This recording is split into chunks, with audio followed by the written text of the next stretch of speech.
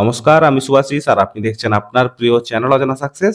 তো ফ্রেন্ডস, আজকের ভিডিওতে আমরা নিফটি 500 স্টকের মধ্য থেকে একটা স্টক আমরা সিলেক্ট করেছি সুইং ট্রেডিং এর জন্য। তো সেই স্টকটাকে নিয়ে আজকের ভিডিওতে আমরা ডিসকাস করব। স্টকটার আমরা ফার্স্টে স্টকটা সম্পর্কে আমরা একটু দেখব, তারপরে আমরা স্টকটার চার্টে গিয়ে তার টেকনিক্যাল অ্যানালাইসিস করব, উইকলি চার্ট, ডেইলি চার্ট এবং সম্পূর্ণটা স্টেপ বাই স্টেপ দেখব। আর এটা সম্পূর্ণ আমি স্টকটাকে কিভাবে আইডেন্টিফাই করলাম, কেন করলাম, স্টকটা কিভাবে আমি অ্যাকচুয়ালি কিভাবে কাজ করবো সেটা কিন্তু আপনাদের সামনে তুলে ধরবো।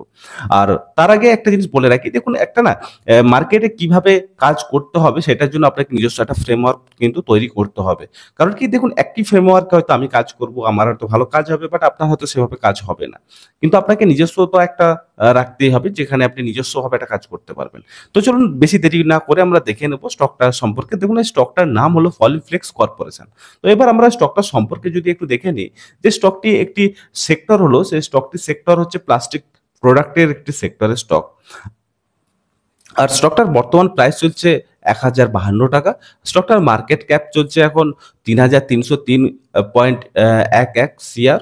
আর ক্যাটাগরি ওয়াইজ আমরা যদি দেখি, তো এটা একটা স্মল ক্যাপ ক্যাটাগরির স্টক চলছে। তো এবার আমরা স্টকটার সম্পর্কে এটা মোটামুটি আমাদের কনসেপ্ট পাওয়া গেল। তো এবার আমরা যদি টেকনিক্যাল অ্যানালাইসিসে চলে যাই, যে কিভাবে আমরা স্টকটাকে বাছাই করলাম। তো দেখুন, নিফটি যে টপ 500 স্টক রয়েছে, তো নিফটি 500 স্টককে যখন আমরা এক এক করে করে একটার পর একটা করে করে দেখতে দেখতে গেলাম, স্টকটার বিভিন্ন রকম ফরমেশন গুলো দেখতে গেলাম, তার মধ্যে থেকে আমার এই স্টকটাকে বেস্ট লাগলো। কারণ দেখুন এই স্টকটা না একটা ফ্ল্যাগ টাইপের প্যাটার্ন বানাচ্ছে, এবং স্টকটার এই যে আমি যে একটা ইয়েলো লাইন ড্র করেছি, ইয়েলো বক্স ড্র করেছি, সেটা আমি আপনাদেরকে দেখাবো কেন ড্র করেছি। তো এই সমস্ত ফরমেশন, কিছু কিছু ফরমেশন রয়েছে যেগুলো আমার বেসিক ফরমেশন আমি রাখি স্টক সিলেকশনের ক্ষেত্রে, সেগুলো কিন্তু দারুণভাবে সিলেক্ট করেছে, এই স্টকটা কিন্তু ম্যাচ করছে। তো এবার আমরা যদি দেখি যে স্টকটা, দেখুন এখান থেকে স্টকটার বেসিক আমরা যদি কনসেপ্টটা দেখি যে কিভাবে স্টকটা প্রিভিয়াস দিনগুলোতে কাজ করছে, তাহলে আমরা কিন্তু একটা কনসেপ্ট পাবো। তো দেখুন, স্টকটা অ্যাকচুয়ালি হাই ছিল এই লেভেলে, এখানে আপনার প্রায় 2700 2800 লেভেলে ছিল 2022 সালে। সেখান থেকে পড়তে পড়তে পড়তে পড়তে লো লো এসেছিল 770 টাকাতে, লো এসেছিল। তারপর থেকে এখন মোটামুটি একটু উপরে উঠেছে, উপরে ওঠার পরে এখন 1051 টাকার কাছাকাছি প্রাইসটা চলছে। তো একটা জিনিস তো আমরা বোঝা গেল যে এখন একটা জিনিস যেটা আমরা বুঝতে পারলাম, যে আস্তে আস্তে স্টকটা কিন্তু নিচের দিকে এসেছিল, তারপরে বেশ একটা সাপোর্ট নিয়ে, দেখুন এখানে একটা ডবল টপ বলতে পারেন আপনি টেকনিক্যাল ভাষায়, যে এখানে এসেছিল, তারপর এখানে সাপোর্ট নিল, ফের উপরে গেল, ফের এই জায়গাতে সাপোর্ট নিল, ডবল বটম বানালো, ডবল বটম বানানোর পরে আস্তে আস্তে উপর দিকে যাচ্ছে। এবার আরো একটা জিনিস আমরা যদি দেখি, দেখুন এই যে ক্যান্ডেলটাকে একটু ভালো করে আপনি লক্ষ্য করুন, এই ক্যান্ডেলটাকে একটু ভালোভাবে লক্ষ্য করুন। দেখুন ক্যান্ডেলটা কি হলো না, নিচ থেকে একটা দারুণ রকম একটা বাইং প্রেসার আসছে, যে প্রেসারের কারণে কিন্তু প্রাইসটাকে উপরের দিকে তুলে দিয়ে আর ক্যান্ডেলটাকে একটা হ্যামার টাইপের ক্যান্ডেল বানিয়েছে। এরপর থেকে দেখুন কিরকম পটপট করে মার্কেটটা উপরের দিকে উঠে গেল, প্রাইসটা উপরের দিকে উঠে গেল, তারপরে গিয়ে দেখুন প্রাইসটা কিন্তু এখানে গিয়ে একটা স্ট্যাগ হয়ে যাচ্ছে। আর এই জায়গাতে আমরা যদি দেখি, একটু বড় যদি করে নিই চার্টটাকে, তাহলে আমাদের বুঝতে সুবিধা হবে, যে দেখুন এই জায়গাতে যখন প্রাইসটা উপরে গেল, এই ক্যান্ডেলটাতে কি হলো না, ওই ক্যান্ডেলটার উপর থেকে একটু সেলিং প্রেসার আসলো, খুবই ভালো। তারপরে দেখুন দুটো রেড রেড ক্যান্ডেল দেখছি, বাট এই দুটো রেড ক্যান্ডেলের সময় ভলিউম কিন্তু দেখুন আস্তে আস্তে ডিক্রিজ করছে, অর্থাৎ মানে ভলিউম অ্যানালাইসিস আমাদেরকে এটাতে কিন্তু সাপোর্ট দেখাচ্ছে।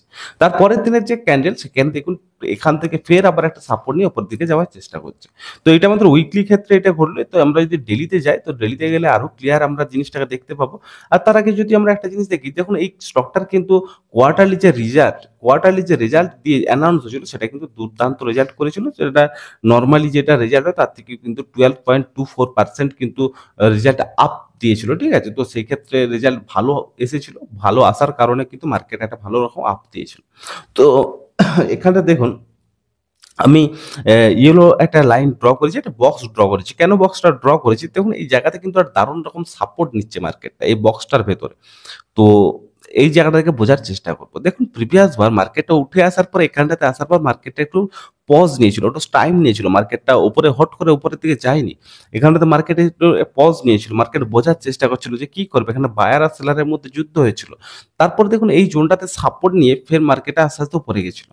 তারপরে দেখুন প্রাইসটা আবার আস্তে আস্তে কারেকশন করলো, ঠিক প্রিভিয়াস যে সাপোর্ট জোন, সেই সাপোর্ট জোনের আগে একটা সাপোর্ট নিয়ে উপরের দিকে যাওয়ার চেষ্টা করছিল।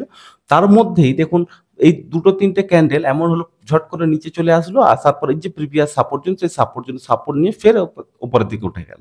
তো একটা জিনিস এখান থেকে বোঝা যাচ্ছে যে এই যে সাপোর্ট জোনটা, যেটার আমি যদি লেভেল দেখি, লেভেলটা হচ্ছে 991 থেকে আপনার 1003 কি 4, এই যে লেভেলটা, এই লেভেলটাতে কিন্তু একটা দারুণ রকম একটা বাইং মানে একটা প্রেসার রয়েছে, যে এখানে যখনই প্রাইস আসছে এখান থেকে কিন্তু প্রাইসটাকে উপরের দিকে তুলে দিচ্ছে।